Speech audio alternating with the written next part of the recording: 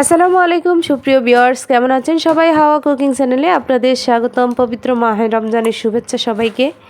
এই রমজানে আমরা অনেকেই অনেক বেশি পিপাসার্থ থাকি, আর আমাদের স্বাস্থ্যের দিকে সবার অনেক বেশি খেয়াল রাখতে হয়। এই জন্য আপনাদের সাথে আজকে খুবই মজাদার এবং স্বাস্থ্যকর একটা শরবতের রেসিপি শেয়ার করব, বেলের শরবত। বেল আমাদের পেটকে ঠান্ডা রাখে, বেল খুবই উপকারী। এজন্য আমি একটা বেল ভেঙে নিয়েছি। দেখুন, বেলটা কিন্তু খুবই সুন্দর পড়েছে, মাশাআল্লাহ। এখানে বেলগুলো থেকে আমি বেলের ভিতরে যে শ্বাসটা আছে ওটা চামচের সাহায্যে একটা বলের মধ্যে নিয়ে নিলাম। দেখুন কিভাবে নিতে হয় সেই আইডিয়াটাও আপনাদেরকে দেখিয়ে দিচ্ছি। এটা আপনি হাত দিয়ে চাইলে নিতে পারবেন না, কিন্তু চামচের সাহায্যে খুবই সুন্দরভাবে উঠে যায়। তারপর আমি এই বেলের শ্বাসগুলোকে একটু হাত দিয়ে চটকে নেব। চটকে নেওয়ার পর এর সাথে আমি অ্যাড করব নর্মাল পানি। নর্মাল পানি দেওয়ার পর এগুলো অনেকটাই হালকা হয়ে যাবে এবং ওই যে জালি জালি যে জিনিসটা আছে শ্বাসের মধ্যে ওগুলো আস্তে আস্তে করে তুলে নিব।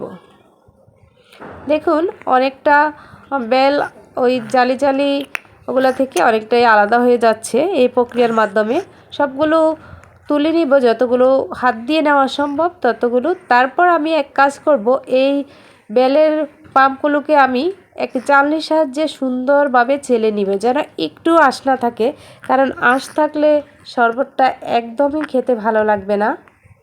দেখুন আমি একটা তারের চালনি ব্যবহার করছি।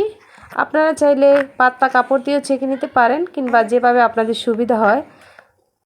এবার আমি আঁশ ছাড়া তরল পদার্থগুলো সাথে আরও বেশি করে পানি মিক্সড করব।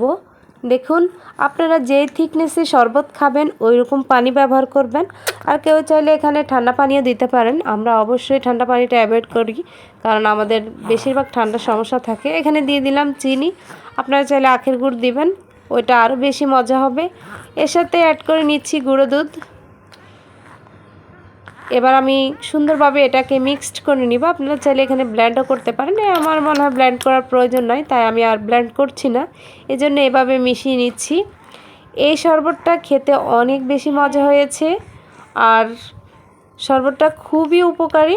আপনারা এই রমজানে প্রতিদিন না হলেও দু একদিন পর পর বেলের শরবত আপনাদের শরবতের মেনুতে রাখতে পারবেন। আশা করি আপনাদের পেট ভালো থাকবে, শরীর মন দুটোই ভালো থাকবে। আমার রেসিপিটি যদি আপনাদের ভালো লাগে তাহলে অবশ্যই আমার রেসিপি ফলো করে বাসায় বেলের শরবত বানিয়ে খাবেন, আর কমেন্ট করে জানাবেন কেমন হয়েছে। আজ এই পর্যন্ত, আল্লাহ হাফেজ।